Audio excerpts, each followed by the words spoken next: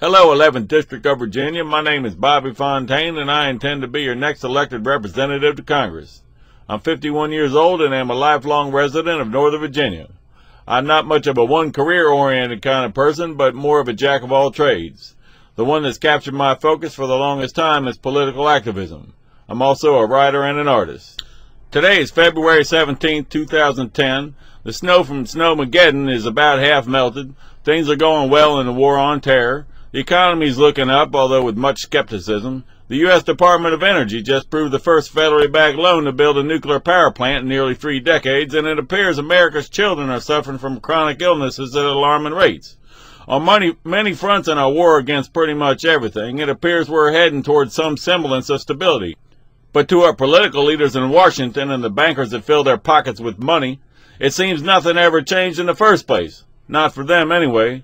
So even after all we've been through and are still suffering from, our federally elected officials still don't seem to be willing to get together and solve problems without their nonsensical politics that somehow seems to infiltrate everything serious we face. When you hear a serious issue turn political, where it goes from discussing something we need done to rearranging the debate so it doesn't make any sense except to the people who stand to profit from it, you know it's gone political. Going political is when the people we foot the bill for to come to Washington look to the people who line their pockets with free money and votes as the only source of solution to what we need done. Since more than 50% of us don't vote, while most of us who do are largely silent on most issues, our leaders wind up listening to a very small and powerful pockets of constituents on every issue.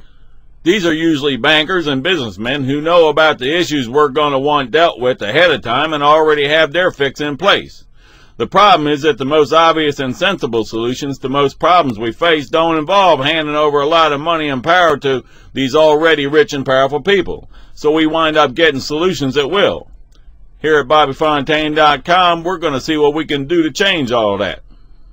What draws me like a moth to a flame to run for public office is lies. If there weren't so many lies coming out of Washington, D.C. that I happen to know the truth about, I wouldn't be here. In my activism, I'm often able to cut through the muck right down to the rest of the country from Capitol Hill and force change by exploiting the truth behind the lies they're telling you. I don't always get the change I want, but am often successful at diverting many of their untruths into deeper, more sensitive waters where they become more vulnerable to you finding out about them. Of course, these days, no ocean seems to be so deep that our political leaders can't dive right in and find a way to be comfortable no matter how corrupt a mess they happen to create for us. So I'm constantly having to come up with new ways to push them towards more transparency with less politics. At the core of all the problems we face today is not only the lies they tell us, but the lack of your having access to the truth about it. Our political leaders in both parties have become such chronic liars that they even seem to prefer to lie when the truth would serve their greed for lust and power better than the lies. And the news media seems to support their every move, even in the face of facts that bear out the whole other side of the stories they're not telling us. Of course, this is not surprising since the news media conglomerates are owned by the same Wall Street bankers who stuff our political leaders' pockets with free money, so I'm always trying to find new ways to share my knowledge of the darker side of the inner workings of Washington, D.C. with the rest of you. This campaign is one of them. If you're here, you probably found one of my campaign flyers. That flyer is at the core of the inspiration for this campaign. You see, if you found that flyer laying around somewhere in the store or bus stop, you likely first thought it was a $100 bill. So for a moment, it had a definite impact on your life. Then you open it up to find me with my long hair and unique style political campaign. So not only were you impressed by the flyer itself, but also the content. Whether positively or negatively, either way, you aren't likely to forget the experience for a while. And you also likely pass it on to someone else so you can watch them think they found a $100 bill or keep it because it doesn't feel right to throw it away.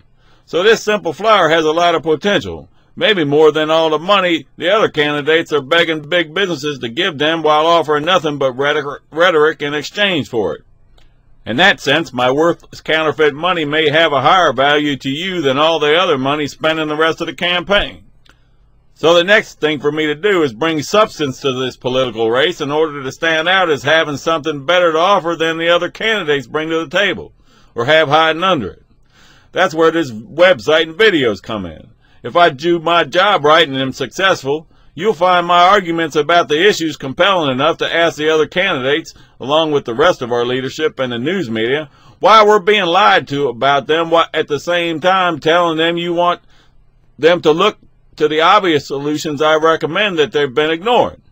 This should have the effect of either forcing them to shift their positions towards more constructive and honest directions, or come up with new ways to tell the same old lies, which of course if I'm being taken as a serious candidate, I can further address them through candid debates with the other candidates where the truth can be fleshed out in the public domain.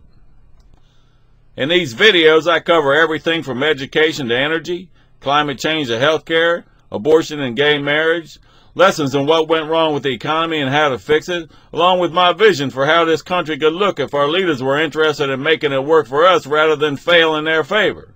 And this is all more than just talk. I have a plan that can inspire new directions for the United States that the rest of the world can take pride in following after we've worked out the details. It doesn't require I be elected to make it a reality either. It's something we could already be doing if we could just break free of our dependence on failed leadership from conservatives and liberals, which is really Washington and Wall Street. Conservatives are for big banks running our lives, or ruining our lives through something they call capitalism and idealism most of them lack a true understanding of.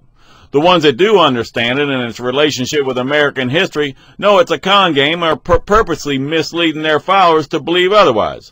Liberals, on the other hand, think our lives should be ruled by big government, which in a sense is the same as conservatives in that their leaders know it's a dysfunctional way to run a country, like socialism and communism. But they like it because it gives them power over our lives, something both ideologies are designed to provide for its most ardent supporters, while neither one provides us unfettered access to the kind of freedoms our forefathers, like fellow Virginians Washington, Jefferson, Madison, and Monroe had in mind. We have the tools and power to make this country work in such a way that our leaders can never make us this vulnerable to their ideologies again. And it's not at all complicated. In fact, you basically already know how to pull it off. You just haven't connected the dots yet. The basics are simple, though. The Constitution and Bill of Rights protects our right to solve our own problems without big government or banks. The problem is to figure out how to use the keys our forefathers left us in order to make their dreams of freedom our reality. Take, for instance, some of the ideas showcased in more detail in my other videos. There's an additive to gasoline and diesel fuel that makes those fossil fuels give a lot more mileage with a lot less pollution. Are you skeptical? Then why has Texas certified it for use in their municipal diesel engines to help lower pollution levels there? The irony is that when this idea passed through Washington after it left the laboratory, it was run out of town on a rail because the oil industry didn't like the idea. And look at what was chosen over it.